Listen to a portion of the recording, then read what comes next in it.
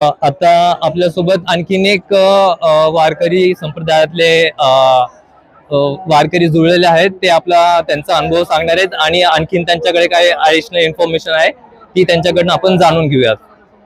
रामकृष्ण हरी. रामकृष्ण हरी. तुकाराम तुकाराम नाम घेता कापे यम.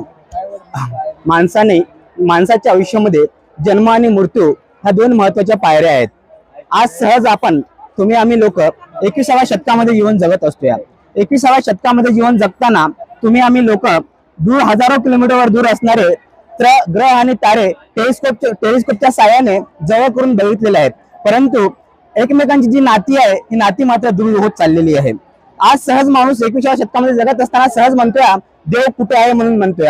आज संत शिरोमणी जगद्गुरु तुकाराम महाराज यांचं 375वा वैकुंठ गमन सोहळा. या वैकुंठ गमन सोहळ्यानिमित्त हा जो नांदुरगुचा वृक्ष आहे, हा नांदुरगुचा वृक्ष तुम्हाला आणि आम्हाला आणि या विज्ञानाला पडलेला एक कोडा आहे. हा कसा वृक्ष हलतोय हा प्रश्न आजही विज्ञानाला सुटलेला प्रश्न नाही आहे. माणसाने माणसाच्या आयुष्यामध्ये जगत असताना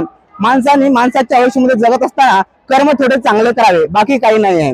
माणसाला व्हॉट्सअपचं चॅटिंग डिलीट करता येतं, फेसबुकचं चॅटिंग डिलीट करता येतं, इंस्टाग्रामचं चॅटिंग डिलीट करता येतं. नवे एवढंच नव्हे तर गुगलची हिस्ट्री पण डिलीट करता येते. परंतु माणसाने केलेले कर्म हे कधी डिलीट करता येत नाही. त्यामुळे माणसाने नेहमी कर्म चांगले करावे.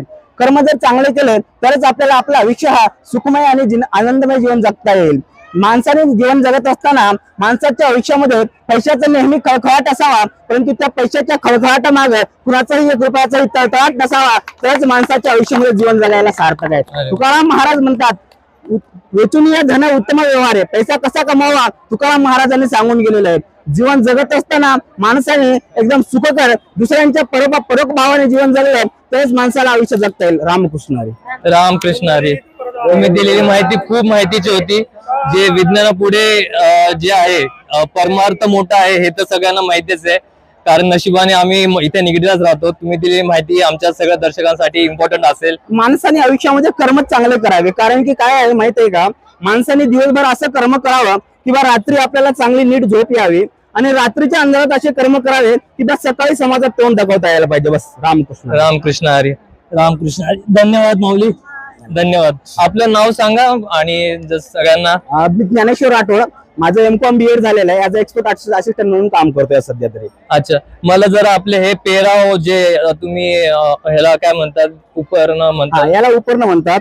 हा दांडेकर नावाचा वस्त्र असतो जो की वारकरी शिक्षण संस्थामध्ये जे विद्यार्थी असतात ना तो हे परिधान करतात आणि ही धोतर आहे. इकडे होतं. हा, आणखी